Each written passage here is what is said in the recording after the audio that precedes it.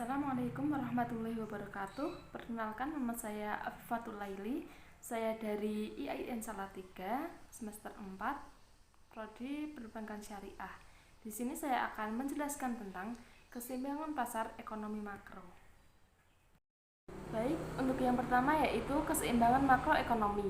Dalam konteks ekonomi makro, keseimbangannya dimaksud adalah keseimbangan pasar yang terjadi ketika agregat demand bertemu dengan agregat supply. Dimulai dengan keseimbangan pada pasar yang sederhana sampai pada bentuk yang kompleks. Untuk yang selanjutnya, keseimbangan pasar ekonomi makro industri.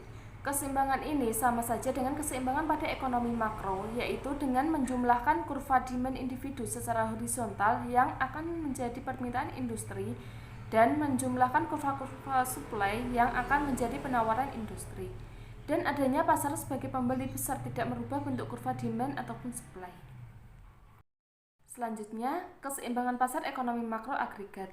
Bila seluruh individu dijumlahkan secara horizontal menjadi industri sehingga didapat kuantitas barang A yang ditawarkan dalam suatu perekonomian dan jumlah kuantitas barang yang diminta dalam suatu perekonomian, maka didapat kurva demand agregat dan kurva supply agregat dari industri A.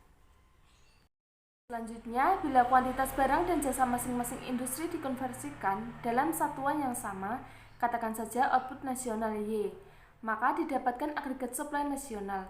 Secara garis sumbu vertikal menggambarkan harga-harga umum P, sedangkan sumbu horizontal menggambarkan output nasional Y.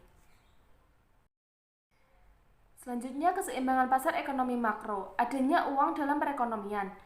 Maksudnya, uang dalam perekonomian mengakibatkan pembentukan keseimbangan umum bertambah kompleks, meskipun pada akhirnya keseimbangan umum tetap terjadi pada saat AD sama dengan AS. Dalam pembentukan agregat demand, ada dua keseimbangan pasar yang menentukan, yaitu yang pertama keseimbangan pasar uang, dan yang kedua keseimbangan pasar barang dan jasa. Lanjut, keseimbangan pasar uang kurva LM. Kurva yang menunjukkan L sama dengan M. Keseimbangan pasar yang digambarkan LM sesuai namanya. Kurva LM menunjukkan L sama dengan M, di mana L adalah jumlah likuiditas atau uang dalam perekonomian yang diedarkan oleh bank sentral. M adalah jumlah uang yang ingin dipegang masyarakat. Dalam notasi lain dituliskan MS sama dengan MD, di mana MS adalah money supply atau penawaran uang oleh bank sentral, sedangkan MD adalah money demand, permintaan uang oleh masyarakat. Motif permintaan akan uang menurut John Maynard Keynes, yaitu yang pertama motif transaksi atau transaction motive, yang kedua motif berjaga-jaga atau precautionary motive, dan yang ketiga permintaan uang untuk spekulasi. Dan yang B, kurva yang menunjukkan hubungan uang dan pendapatan. Semakin kaya orang, maka semakin besar pula keinginan memegang uang untuk melakukan transaksi, dan sebaliknya, semakin miskin orang, semakin jumlah uang yang ingin dipegangnya. Money demand merupakan porsi tertentu dari kekayaan. Bila Y besar maka D atau TR besar. Bila Y kecil, maka MD atau TR kecil. Porsi itu sendiri disimbolkan dengan K yang relatif dari waktu ke waktu. Perubahan teknologi dapat mengubah K, misalnya dengan adanya ATM, maka jumlah uang yang dipegang dalam saku berkurang dibandingkan bila tidak ada ATM, karena bila memerlukan uang ia dapat menarik dari ATM. Yang C, kurva yang menunjukkan hubungan uang dan tingkat bunga. Semakin tinggi bunga, semakin orang tertarik menyimpan uangnya dalam deposito di bank konvensional. Dalam konteks lain, semakin tinggi bunga obligasi, semakin orang tertarik membeli obligasi konvensional. Bila orang meningkatkan simpanan uangnya dalam bentuk deposito di bank konvensional atau membeli obligasi konvensional, maka semakin sedikit uang yang tersedia baginya untuk melakukan spekulasi berjual beli saham di pasar saham. Dan yang selanjutnya, keseimbangan pasar barang, kurva IS. Yang pertama, kurva yang menunjukkan I sama dengan S. Keseimbangan pasar barang digambarkan oleh kurva IS sesuai dengan namanya. Kurva IS menunjukkan I sama dengan S, di mana I yaitu investasi dan S yaitu saving atau tabungan. Dalam ekonomi mikro dibahas bahwa pendapatan yang diterima dapat digunakan sebagian untuk konsumsi dan sebagian lain untuk disimpan. Y sama dengan C plus S, di mana Y yaitu pendapatan, C yaitu konsumsi, dan S yaitu simpanan. Kedua yaitu kurva yang menunjukkan hubungan investasi dengan tingkat bunga hubungan antara investasi atau I dengan tingkat bunga dilatar belakangi oleh praktik yang lazim dilakukan yaitu meminjam kredit dari bank konvensional untuk melakukan investasi.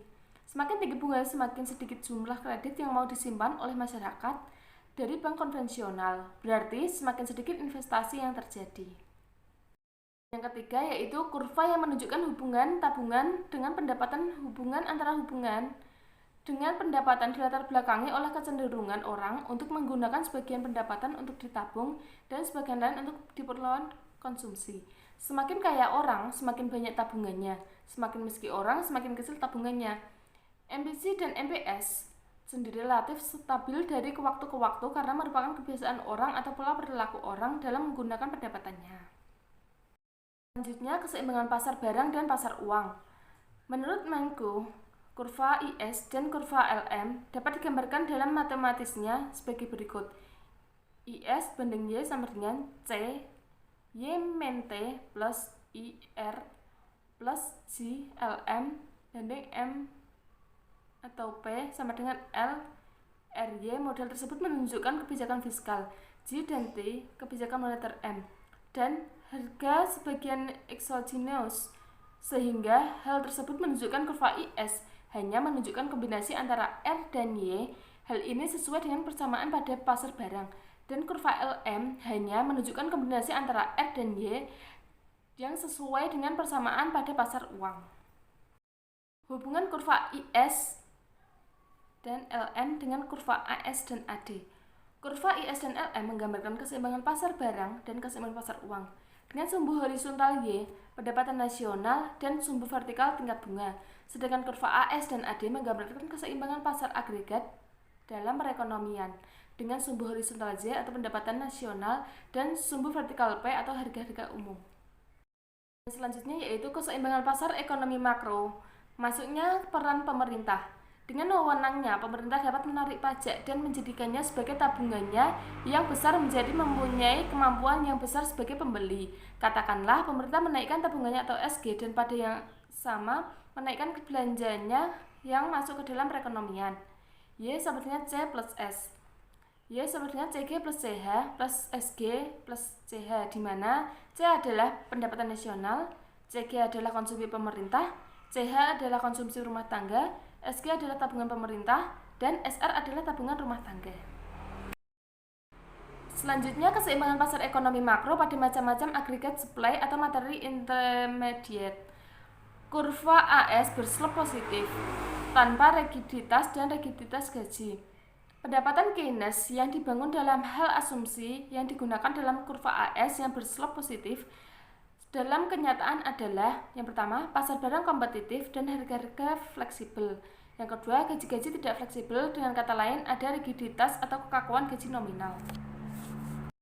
Yang kedua yaitu kurva AS berslope horizontal, rigiditas harga.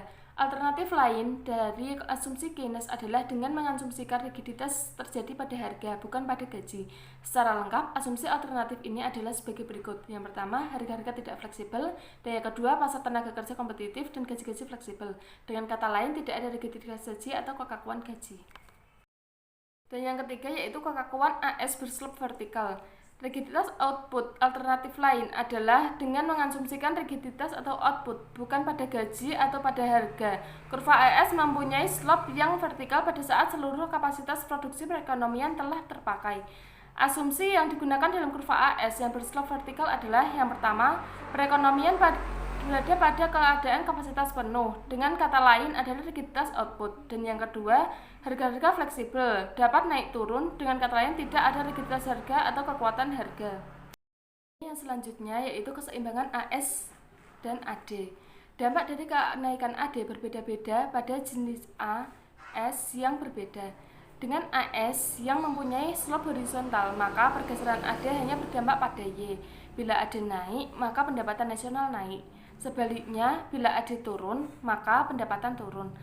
Harga tetap P dengan AS yang mempunyai slope positif, maka pergeseran AD berdampak pada P dan Y. Bila AD naik, maka harga naik dan pendapatan nasional naik. Sebaliknya, bila AD turun, maka harga turun dan pendapatan turun. Dengan AS yang mempunyai slope vertikal, maka AD hanya berdampak pada P. Bila AD naik, maka harga naik, sebaliknya bila AD turun, maka harga turun, pendapatan nasional tetap Y. Sekian presentasi dari saya. Apabila ada banyak salah kata atau ucapan, mohon dimaafkan. Wassalamualaikum warahmatullahi wabarakatuh.